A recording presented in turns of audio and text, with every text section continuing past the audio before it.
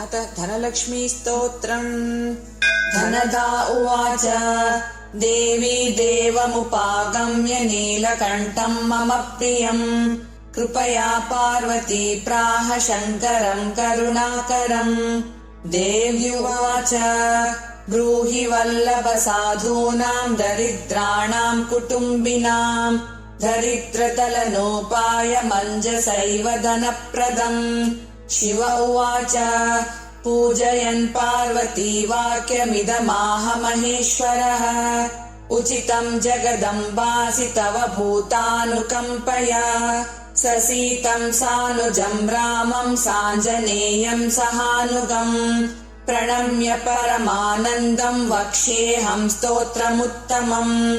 धनदम् श्रद्धानाम् च सद्यः सुलभकारकम् योगक्षेमकरम् सत्यम् सत्यमेव वचो मम। पठन्तः पाठयन्तोऽपि ब्रह्मणैरास्तिकोत्तमैः धनलाभो भवेदाशु नाशमेति दरिद्रता।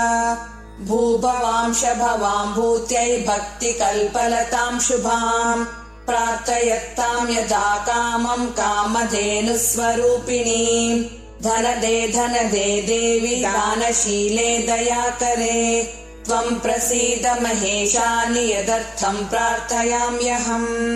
धरामरप्रिये पुण्ये धन्ये धनदपूजिते सुधनम् धार्मिके देहि यजमानाय सत्वरम्। रम्ये रुद्रप्रिये रूपे रामरूपे रतिप्रिये शिखी सखमनो मूर्ते प्रसीद प्रणते मयि।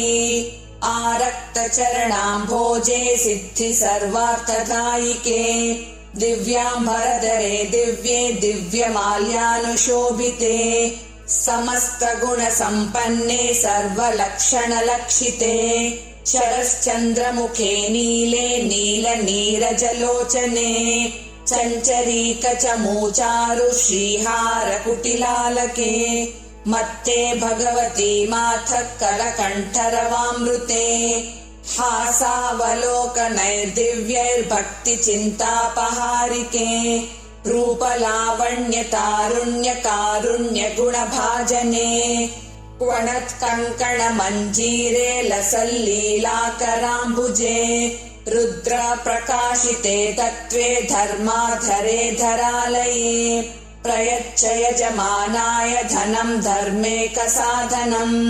मातस्त्वम् मे विलम्बेन दिशस्व जगदम्बिके कृपया करुणागारे प्रार्थितम् कुरु मे शुभे।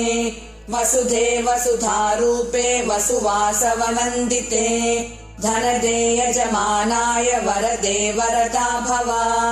ब्रह्मण्यैर्ब्राह्मणैः पूज्यै पार्वती शिवशङ्करे स्तोत्रम् दरिद्रता व्याधिशमनम् सुधनप्रदम्।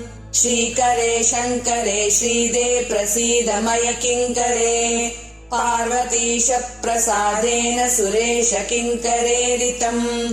श्रद्धया ये पठिष्यन्ति पाठयिष्यन्ति भक्तितः सहस्रमयुतम् लक्षम् धनलाभो भवेद्ध्रुवम्। धनदाय नमस्तुभ्यम् निधिपद्माधिपाय च भवन्तु तत्प्रसादान्मे धनधान्यादिसम्पदः। इति श्रीधनलक्ष्मी स्तोत्रम् सम्पूर्णम्।